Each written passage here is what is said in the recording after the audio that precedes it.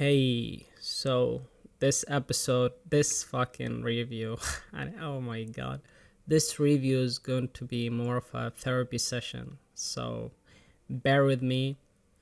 Oh my god, where do I even start with this episode? I know many will look at this episode from an analytical point of view and analyze every single shot and parallel it with the first season, but I'm not going to do that.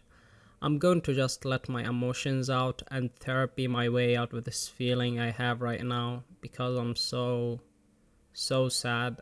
So I'm sorry if you're looking for me to give you some unseen insight into what some scenes mean. I never was that person from the beginning anyways because I'm a big dummy. So where do we start? How about we start from the lighter stuff, like the Rui departing after accomplishing his mission of delivering the kids home. I say lighter since relative to the rest of this episode, this is probably the most wholesomely positive departure. So Roger leaves us, and man, I feel so sad because I've grown to love his bald head.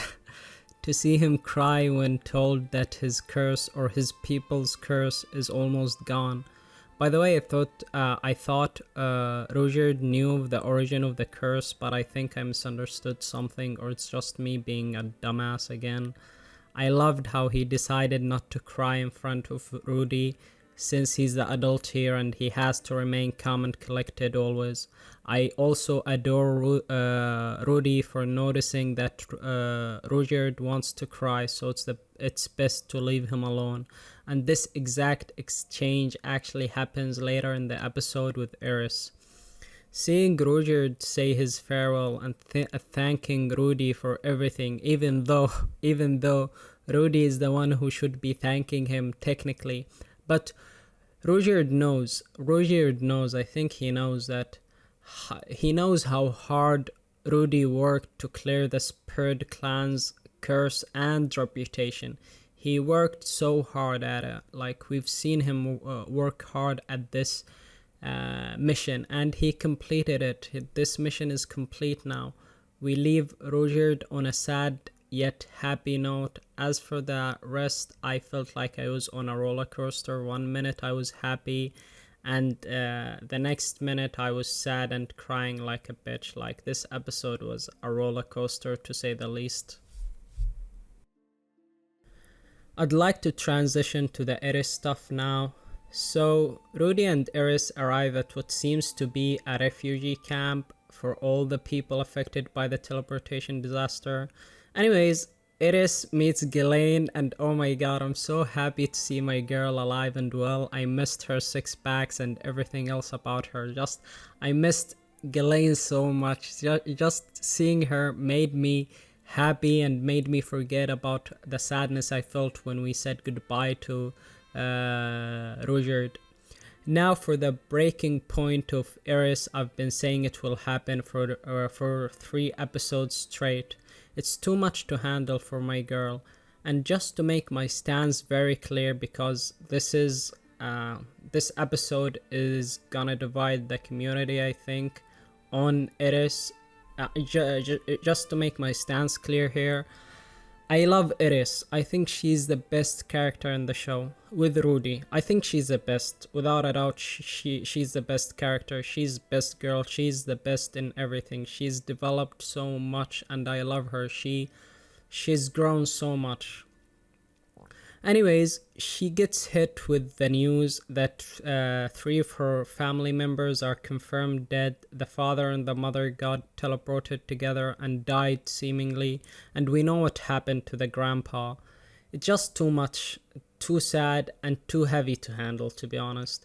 Everything at once, and not only that, but this rat-looking motherfucker is trying to arrange for her a political marriage or some shit. Like, I'm just so confused at what this butler wants to do. Like, just shut the fuck up and let her deal with her loss, man. Just awful all around. Obviously, with all this noise, she cannot process things and she wants to remain calm and strong, but she can't. It's too fucking much. So she orders everyone to leave her alone. And here, when Rudy tries to leave, it's the exact same thing he did with Rudyard. But somehow it feels different now. It feels sad and upsetting, to be honest. For Rudyard, he wanted to cry because of joy and relief. But here, Eris, my girl, is devastated. I wonder if there was a better way to handle this, like if there was something Rudy could have done for her to prevent what happened, or not prevent, because that was eventual and inevitable, to be honest, but just to minimize the damage done, basically, because I'm just trying to cope, guys. I'm just trying to cope. This episode is like a fucking car accident. It happened too fast, too suddenly, and not too fast, it's too sudden for me. I can't process this. Okay, now for the juice, for the meat, for I'm sick. I'm sorry, guys. I'm sick. I'm so sick. I'm sorry to transition from that emotional segment to this fucking sick line, but I had to do it. Like, I had to try to uplift the mood a bit. I'm sick for that. I'm sorry. Anyways, Eris and Rudy sleep together, okay? The way it was handled, to be honest, from my point of view, it was masterful and tasteful at the same time, because it didn't just show how determined Eris was, but how far our boy Rudy has grown. He refused every single advance Eris has made until that inevitable and, to be honest, unavoidable. Okay, my take on this whole situation is that since Eris is dealing with so many things at once, like so many things, like there are so many things happening in her head, she knew what she had to do as a member of the Boreas family. It's more like her sense of duty or obligation, if not for her family, at least for her grandfather, I feel. In my head, I would like to think that she doesn't see herself protecting her grandfather's legacy and adventuring with Rudy as a set. Like, they cannot go together, they don't match. That's just does not link. Like, they do not link. If she wants to do that, she can't do the other. So what does she do? Since we know that she loves him so much, too much, honestly, she loves him too much. Just last episode, she was prepared to die for him, yo.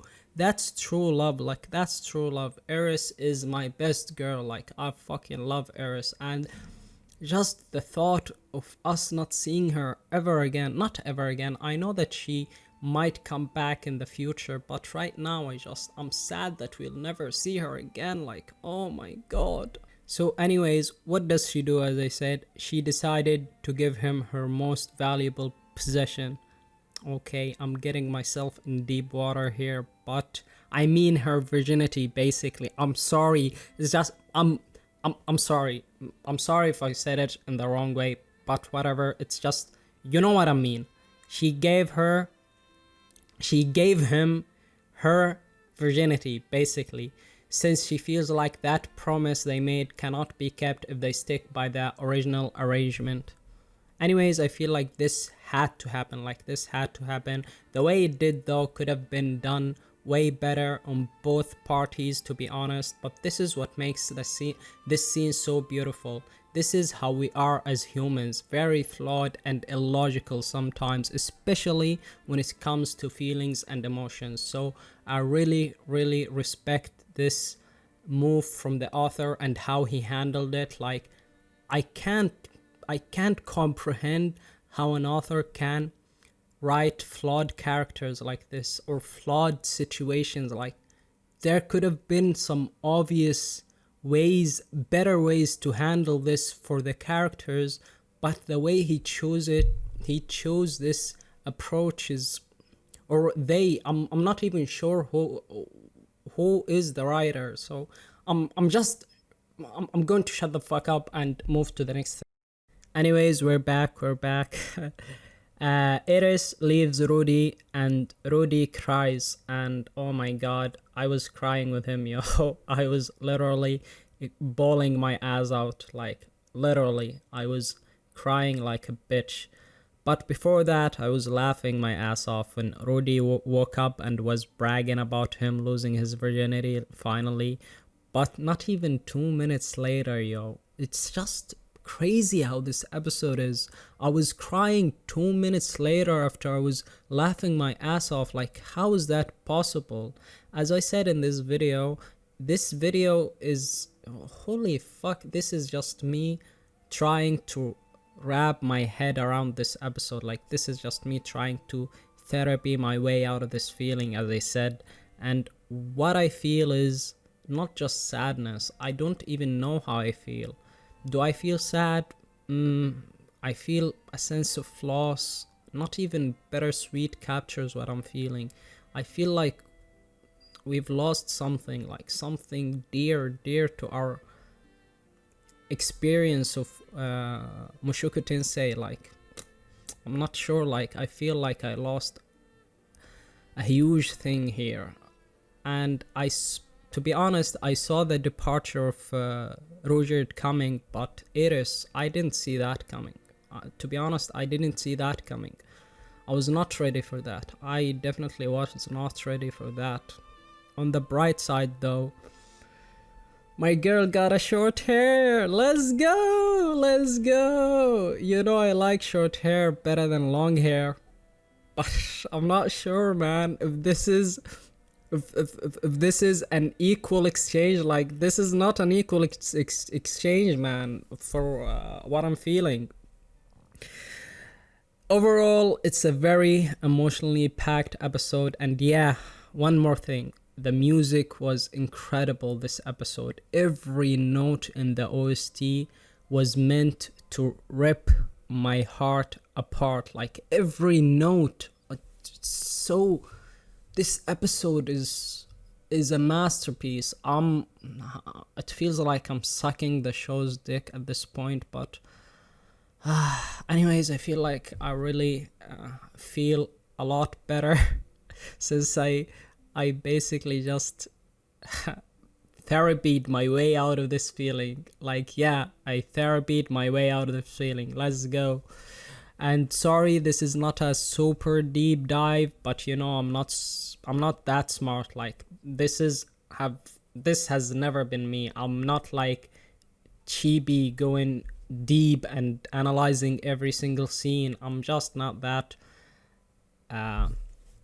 into analyzing scenes. I like to watch them, but I'm dumb. Like, I can't do them. I just wanted to deal with my loss, basically losing Eris, I think, and oh my god, how sad I feel. Anyways, this is the end. I'm sorry I rambled for too long. And yeah, this is the end. If you like the video, give me a like. If you dislike the video, it's okay. You can dislike it, even though nobody will know. And yeah, give me a subscribe. And yeah, until next week. Bye.